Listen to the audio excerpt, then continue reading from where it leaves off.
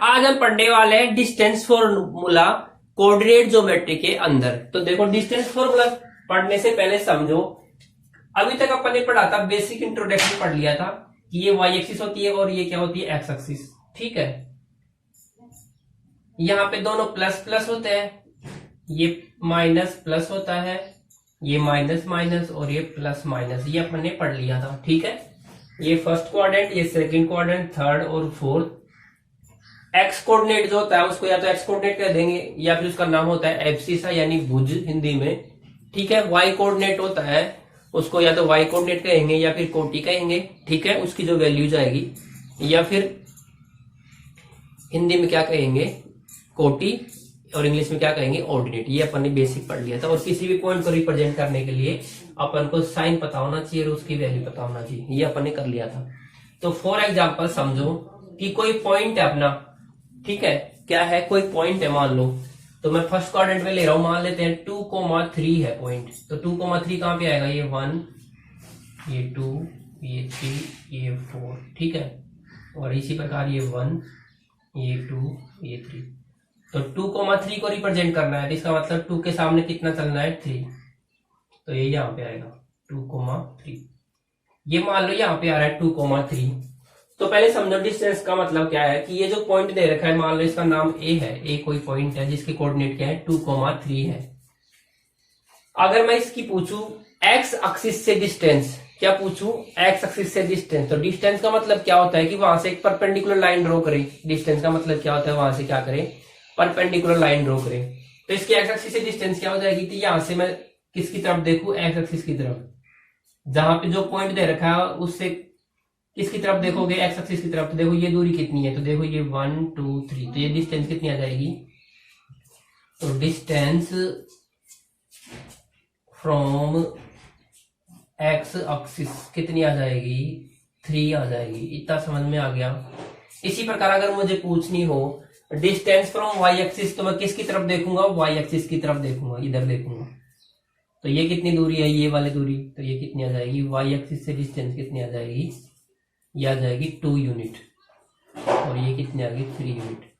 तो देखो डिस्टेंस का मतलब क्या है कि जिस एक्सिस से पूछे या किसी पॉइंट के बीच में पूछे, तो वहां से अपन कैसे देख चलते हैं, परपेंडिकुलर चलते हैं। तो एक्स एक्सिस से पूछेगा तो एक्स एक्सिस की तरफ देखेंगे, वाई एक्सिस से पूछेगा तो वाई एक्सिस की तरफ देखेंगे अपन। ठीक है, इतना समझ में आ गया, आई थिंक आपको समझ में आ गया होगा। ठीक है, अब समझो क्लास 10 के अंदर क्या है, डायरेक्ट डिस्टेंस फॉर्मूला है। तो डिस्टेंस फॉर्मूला क्या होता है कि जैसे मान लो 2 पॉइंट दे रखे हैं, मान लो ए पॉइंट है जिसके कोऑर्डिनेट है x1, y1। ठीक है, दूसरा कोई पॉइंट है x2, y2। तो इसका डिस्टेंस फॉर्मूला होता है, ए बी से रिप्रेजेंट करेंगे तो ए बी बराबर होता है अंडर रूट में x2 माइनस x1 का square plus y2 minus y1 का स्क्वायर। ये तो होता है फॉर्मूला। और ये आया कैसे उसे समझ लो। तो समझो x1, y1 और x2, y2 कहीं पे भी हो सकते हैं, तो मैं यहाँ पे कोऑर्डिनेट ज्योमेट्री में इसको रिप्रेजेंट करने की कोशिश करता हूँ। ठीक है, वैसे इसका डेरिवेशन कोई नहीं पूछता, लेकिन फिर भी मैं तुम्हें नॉलेज के लिए बता देता हूँ। समझो ये मान लो कहीं पे भी x2, y2 है, ठीक है, और ये कहीं पे भी x1, y1 है। कंडीशन क्या है, x1 लेस देन है x2 से और y1 भी लेस देन है y2 से। तो समझ में आ गया, ये ऐसे ऐसे ही आएगा। इतना समझ में आया क्या। ठीक है, x2 दूर आएगा, x1 इधर आएगा, y2 पर आएगा। ठीक है, तो ये 2 पॉइंट है a और b। इनको मैंने फर्स्ट क्वाड्रेंट में क्यों लिया है, ताकि अपनी कैलकुलेशन आसान हो जाए। बाकी अपन सेकंड क्वाड्रेंट में, थर्ड, फोर्थ किस में रख सकते हो, मुझे सिर्फ फॉर्मूला ड्राइव करना है। तो समझो मुझे इन दोनों के बीच की डिस्टेंस चाहिए, तो मुझे ऐसे एक लाइन ड्रॉ करनी पड़ेगी। ये चाहिए डिस्टेंस, तो डिस्टेंस कैसे निकालूंगा, ये 2, ये एकदम ये वाली, मुझे ए बी डिस्टेंस चाहिए। तो समझो अब मैं इनको थोड़ा इधर लिख रहा हूँ, x1, y1। ठीक है, इसको भी इधर लिख लेते हैं, x2, y2। अब अगर मुझे ये डिस्टेंस, इन दोनों बीच की डिस्टेंस चाहिए, तो मैं क्या करने वाला हूँ, इस पॉइंट से एक्स एक्सिस के परपेंडिकुलर ड्रॉ करने वाला हूँ। कर दिया। ऐसे इस एक पॉइंट से भी वाई एक्स एक्सिस पे क्या कर दिया मैंने, परपेंडिकुलर ड्रॉ कर दिया।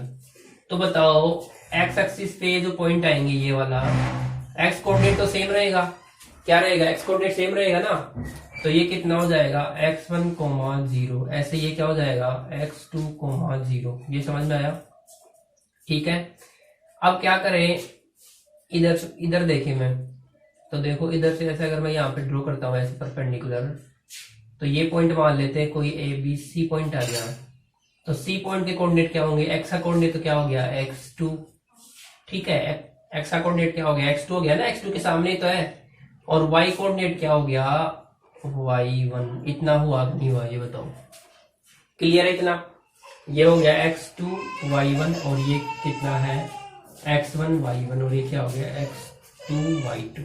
ठीक है, क्लियर है? तो अब मुझे ये डिस्टेंस चाहिए, तो मैं पाइथागोरस लगाने वाला हूँ। क्या लगाने वाला हूँ? पाइथागोरस। तो देखो यहाँ पे एक राइट एंगल ट्राइंगल बन गया।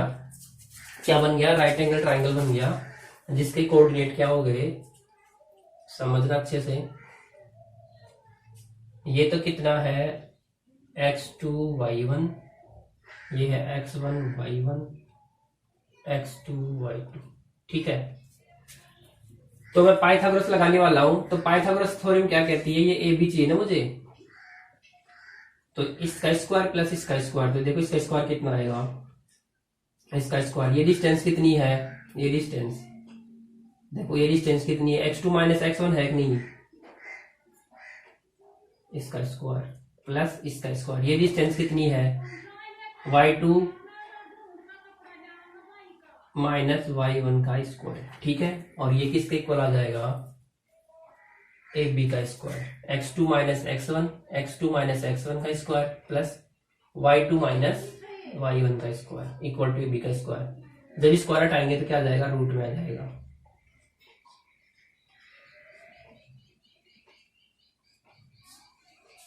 इक्वल टू ए बी आ गया फॉर्मूला।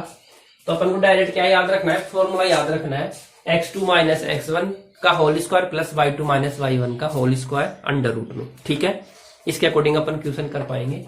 और ये आया कैसे मैंने आपको अच्छे से एक्सप्लेन कर दिया। फिर भी अगर कोई प्रॉब्लम आए तो आप कमेंट कर दीजिएगा, मैं आपको जहां पे भी दिक्कत आ रही होगी मैं फिर से एक्सप्लेन कर दूंगा। ठीक है, अब अपन करते हैं एग्जाम्पल कर लेते हैं एक। देखो क्या दे रखा है,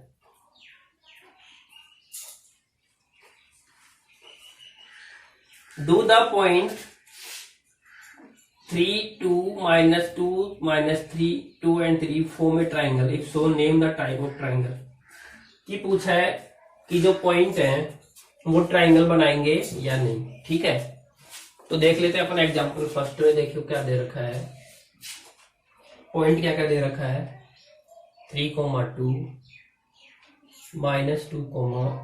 -3 एंड 2, 3। तो पूछा है क्या ये ट्राइंगल बनाएंगे, और अगर बनाएंगे तो कौन सा ट्राइंगल बनेगा। ठीक है, तो मान लेता हूं मैं इसको ए कह लेता हूं, इसको बी और इसको सी। तो पहले मैं निकालता हूं ए बी। तो ए बी क्या होता है x2 माइनस x1।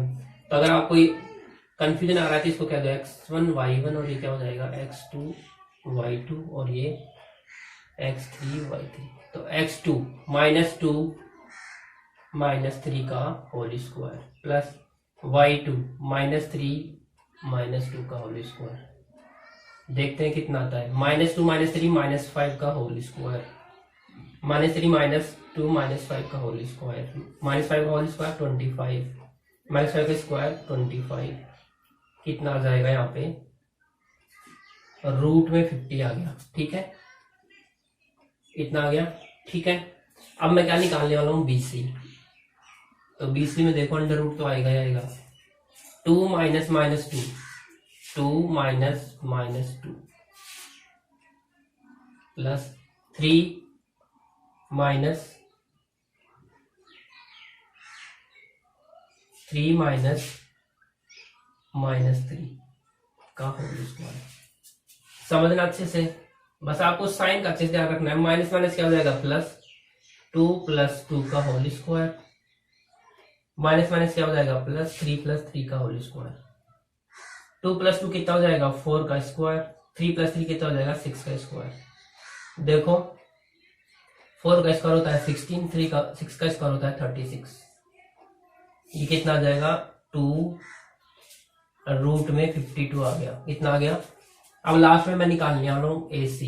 तो AC में भी वही आएगा फॉर्मूला, 3 - 3 सॉरी 2 माइनस 3 का होल स्क्वायर, 3 माइनस 2, देखो कितना आ गया, 2 माइनस 3 कितना हो जाता है, -1 का स्क्वायर, 3 माइनस 2 1 का स्क्वायर, 1 का स्क्वायर कितना होता है 1, ये भी आ जाएगा 1, कितना आ जाएगा √2 आ गया। ठीक है, क्या आ गया, √2 आ गया। अब अगर मैं इसको लिखना चाहूं तो अप्रोक्सीमेट कितना आ जाएगा, 7.07 आएगा, और इसे सोल्व करोगे आप अप्रोक्सीमेट तो 7 पॉइंट समथिंग कुछ आ रहा है। ठीक है, समझो। ठीक है, अब पूछा है कि ट्रायंगल बनेगा या नहीं बनेगा, तो ट्रायंगल बनाने के लिए मेरे पास क्या होना चाहिए कि अगर A B plus B C आ जाए ए सी के इक्वल, ठीक है, तब तो क्या होती है, एक लाइन होती है। और अगर A B plus B C is not equal to A C हो, तब क्या बनता है, ट्राइंगल बनता है। क्या बनता है, ट्राइंगल बनता है। तो देख लेते हैं, √50 का मतलब है कि आप इसे सोल्व कर लो, √50 का अगर आप सोल्व करोगे तो आप ऐसे लिख सकते हैं, आप इसको 7 ऐसे सोल्व ही कर लो आप इसको। ठीक है, 7 + 7 749, ठीक है, एक बच गया, यहाँ पे लगेगा पॉइंट, पॉइंट लगते क्या उतर जाएगा, पेड़ में 0 उतर जाएगा। ठीक है, अब 14 है, अब 100 में फिर से नहीं जा रहा था, यहाँ पे लगा देंगे 0। ठीक है, तो यहाँ पे पेड़ में 2 0 उतर जाएंगे, यहाँ पे 1 0 आ जाएगा। ठीक है, तो अप्रोक्सीमेट 7 आ जाएगा, तो इसकी वैल्यू तो अप्रोक्सीमेट आ गई 7.07। इसी प्रकार अगर यहाँ पे 52 होता, कितना होता, 52 होता, तो उसको सोल्व करने का तरीका वही है, 7 + 7 49, कितना बचाएगा 3, पेड़ में उतारेंगे 2 0 14 आ गया। ठीक है, अब ये कितना जा रहा है, अप्रोक्सीमेट 1 टाइम जा रहा है, 2 टाइम्स, 4 8 2 8 4। ठीक है, ये कितना हो जाएगा 16, तो ये हो गया 144, 2 0 उतारेंगे, अब जाएगा नहीं इसमें, तो यहाँ पे लगा देंगे 0। तो अप्रोक्सीमेट ये कितना आ रहा है, 7.2।